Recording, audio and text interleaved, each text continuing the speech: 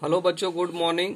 Class 12 subject biology, Astuna Devi Balika inter college सीसोटार Ballia.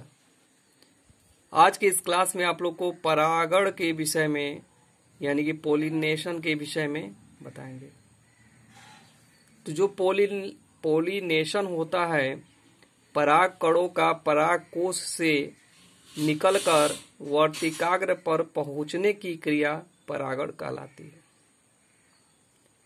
परागण के प्रकार, परागण दो प्रकार के होते हैं, पोलिनेशन, स्वपरागण और परपरागण।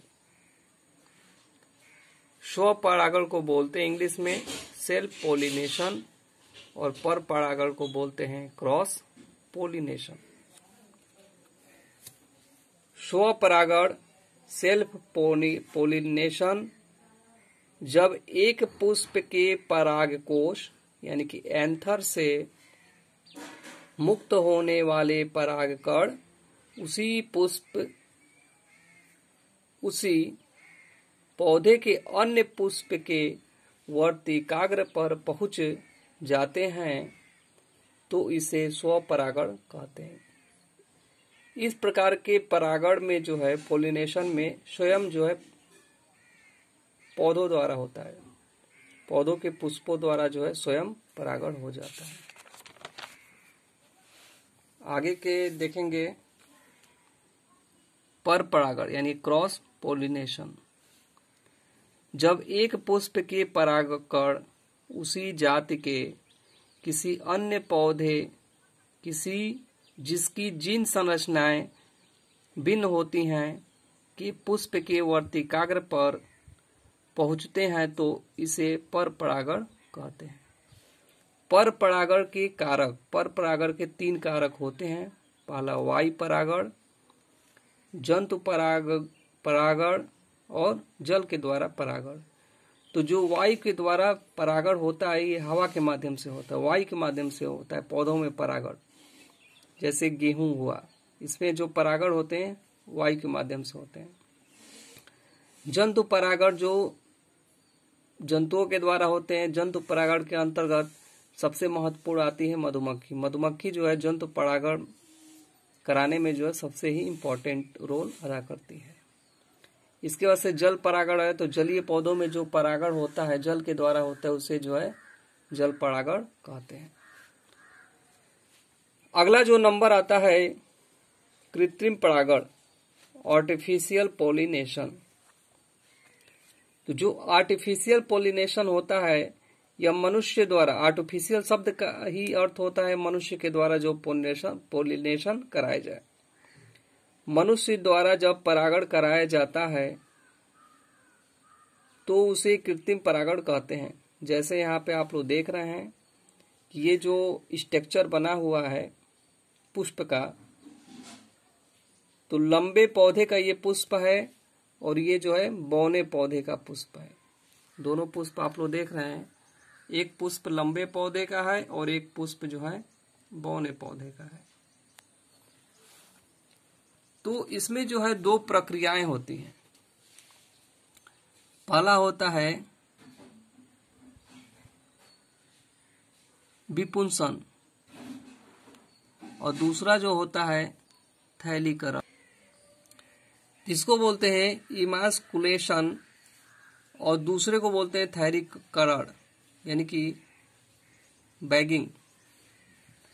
जो विपुंसन होता है, विपुंसन के अंदर हम लोग क्या करते हैं कि द्विलिंगी पुष्पों में पराग कोश के प्रस्फुटन से पूर्व पुष्प कलिका से चिमटी की सहायता से पराग कोश को निकाला जाता है। इस क्रिया को विपुंसन कहते हैं। जैसे मान लीजिए कि यहाँ पे जो लंबे पौधे का जो पुष्प है, इसका जो ये पराग कोश है इसको हम अलग कर लेते हैं, काट कर जो है निकाल लेते हैं चिमटी की सहायता से। इसी को काट कर अलग कर लेना ही क्या कहलाता है? विपुंसन कहलाता है। देखिए इसमें काट कर अलग नहीं किया गया है क्योंकि ये बौने पौधे का पुष्प है। इसको जो आर्टिफिशियल पोलिनेशन कराना है। आगे हम लोग देखेंगे थैलीकरण क्या होता है। तो विपुंसित पुष्पों को उपयुक्त आकार की वाटर पेपर से बंधी थैली से ढक दिया जाता है। इससे अवांछित परागकण वर्तिकाग्र पर नहीं पहुंचते। इस क्रिया को थैलीकरण कहते हैं। जैसे मान लीजिए कि इसके जो पराग कोश है इसको काट कर अलग कर दिया गया है ताकि इसमें जो पराग कण बनते हैं इस पे न पहुंच पाए। तो इसमें क्या करते हैं, थैलीकरण, एक वाटर पेपर होता है उसके द्वारा इसको जो है थैलीकरण कर देते हैं, ढक देते हैं इसको। अब आगे देखेंगे, इसी को बोलते हैं ढकने की क्रिया को थैलीकरण, ताकि अवांछित परागकण जो है इस पर पहुंच न पाए।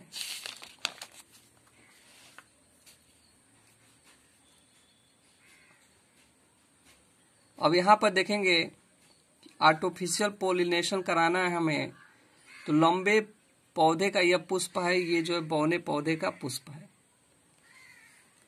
तो इसमें क्या होता है कि जब पोलिनेशन कराना हो आर्टिफिशियल तो इसकी थैली जो है हटा देते हैं और इसके नर युग्मक जो होते हैं, पराग कण जो होते हैं पराग कोश में, वह जो है